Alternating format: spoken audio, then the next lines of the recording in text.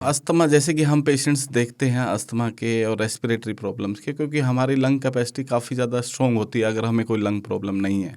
अगर किसी को भी लंग इश्यू है जैसे कि अस्थमा, तो लंग कैपेसिटी काफ़ी कम होती है। सो उनके टेंडेंसी जो कि है वायरल इन्फेक्शन की डबल रहती है होने की।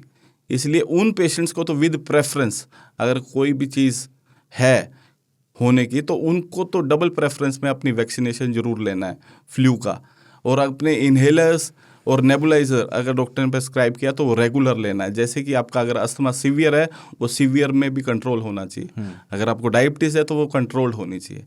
अगर कोई भी चीज़ अनकंट्रोल्ड है तो आपके सिम्टम्स कोई भी वायरस से जल्दी होंगे और आपको जल्दी ही प्रॉब्लम्स आएंगी जो कि कंट्रोल नहीं हो सकेंगी। तो इसलिए अपनी प्राइमरी बीमारी को कंट्रोल करना बहुत ज़रूरी है और सावधानी बहुत ज़्यादा इम्पोर्टेंट है।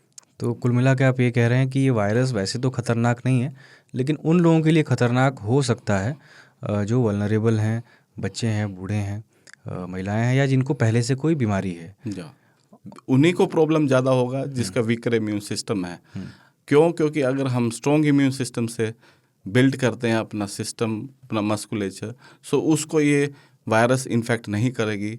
फिर भी इन केस अगर करती है तो माइल्ड काइंड ऑफ इलनेस करेगी, और उस माइल्ड काइंड ऑफ इलनेस से भी अगर हमें बचना है तो हमें वैक्सीनेशन जो कि नॉर्मल फ्लू वाला है वो भी हम लेंगे, तो काफ़ी हद तक हम उस वायरस को रोक पाएंगे। इस वायरल इन्फेक्शन के जो पेशेंट आते होंगे, आप अगर आप कुछ अपने एक्सपीरियंस से बताना चाहें, कहाँ लोग गलती कर जाते हैं जो क्रिटिकल एक सामान्य जो है वायरल इन्फेक्शन क्रिटिकल हो जाता है? क्रिटिकल कोई भी इन्फेक्शन होगा तो वो जब भी होगा जब अगर लेट प्रेजेंटेशन टू हॉस्पिटल होगा। जैसे कि अभी हमारे पास हॉस्पिटल में एक लेडी एडमिट है, सी हैज़ डे 10 ऑफ इलनेस। अच्छा। मुझे 10 दिन पहले से फीवर आया था, तब से मैं पैरासीटामोल और एजिथ्रोमाइसिन खा रही थी।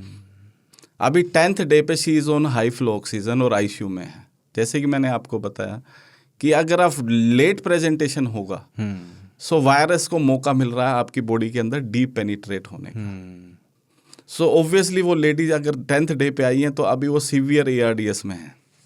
उसको ट्रीट करने के लिए हमें हैवी इंजेक्शंस और ऑक्सीजन सब देना पड़ रहा है। क्यों? क्योंकि वायरस को रेप्लिकेट करने का मौका मिला। 10 दिन बहुत होते हैं। 10 दिन बहुत होते हैं। इंक्यूबेशन पीरियड उसको बोलते हैं कि वायरस जब हमारी बॉडी में एंट्री करे और first symptom, incubation period maximum viruses का छोटा होता है।